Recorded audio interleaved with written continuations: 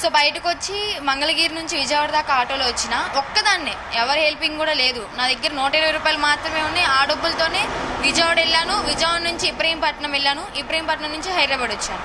హైదరాబాద్ రావడానికి డబ్బులు ఎక్కడి అంటే మా ఫ్రెండ్కి కాల్ చేసి, ఇన్స్టాలో ఉంటారు కదా ఫ్రెండ్స్, వాళ్ళకి కాల్ చేసి ఒక 700 హెల్పింగ్ అడిగి ఆ మనీ ద్వారా బస్ ఎక్కి హైదరాబాద్ వచ్చాను. హైదరాబాద్ వచ్చి అమ్మకి కాల్ చేస్తే అమ్మ వచ్చి పికప్ చేసుకున్నారు. అమ్మ అడిగారు, మీ వాళ్ళు ఇలా అంటున్నారు, కేసులు పెడుతున్నారు, కిడ్నాప్ చేశారని చెప్పి, మరి ఏం చేద్దామంటే వెళ్దాం అమ్మ మీడియాకి, నేనైతే నా సొంతంగా వచ్చాను, మీరు హైదరాబాద్లో ఉన్నారు కదా, మీకు ప్రూఫ్స్ ఉన్నాయి కదా, ఎక్కడ కంటే అక్కడ చెప్దాము, నేను నా సొంతంగా వచ్చాను కదా, మీకేం ప్రాబ్లం ఉండదు, మీకు ప్రాబ్లం రాని నా వల్ల అని చెప్పని మీడియా ముందుకు రావడం జరిగింది. నన్నైతే ఫస్ట్ ఆఫ్ ఆల్ ఎవరు కిడ్నాప్ అయితే చేయలేదని, నా సొంతంగానే వచ్చాను.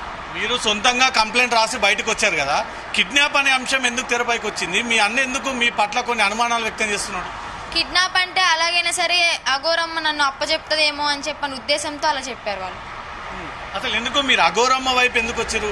మీరు కఠిన దీక్ష తీసుకోవడం గల కారణాలు ఏంటి? 2 years బ్యాక్ నేను అఘోర దీక్షలో ఉన్నాను. తణుకులో గురువు గారు ఉన్నారు. అవును 2 years బ్యాకే తణుకులో గురువు గారు తీసుకున్నాను.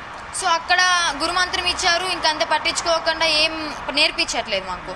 అందుకని చెప్పి ఇంకా అఘోరమ్మని పరిచయం అయిన తర్వాత సో అక్కడ ఉన్నా నిన్నాళ్ళు 1.5 year చూశాను. నాకేం నేర్పించలేదు, ఏం విద్య రాలేదు. అమ్మ దగ్గరికి వెళ్తే అమ్మ దగ్గర కొంతమంది క్యూర్ అవ్వడం పూజల వాళ్ళ ద్వారా అలా చూశాను అనమాట.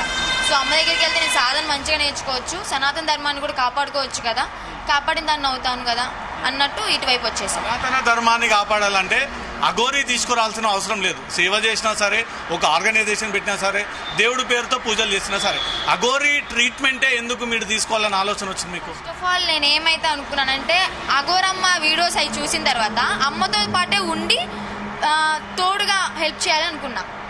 అంటే అమ్మతోనే ట్రావెల్ చేస్తూ అమ్మ ఎలా అయితే చేస్తున్నారో అలా చేయాలనుకున్నా. అఘోరీ అంటే మూఢనమ్మకాలతోటి ఆ పూజలు చేయడము, గాల్లో శవాలను లేపడము, వ్యక్తులకు పూజలు చేసి చంపడము, అట్లాంటి శిక్షణ? అలాంటి అంటే బహిరంగ అయితే చెప్పరు కదా, ఎలా క్రియలు అంటే ఎలాంటి పూజలు నేర్పిస్తారు, ఎలా శిక్షణ ఇస్తారని అది మేము చెప్పలేం కదా. ఇప్పుడిప్పుడే నేర్చుకుంటున్నాను, అమ్మ శిక్షణ ఇస్తున్నారు మంచిగా.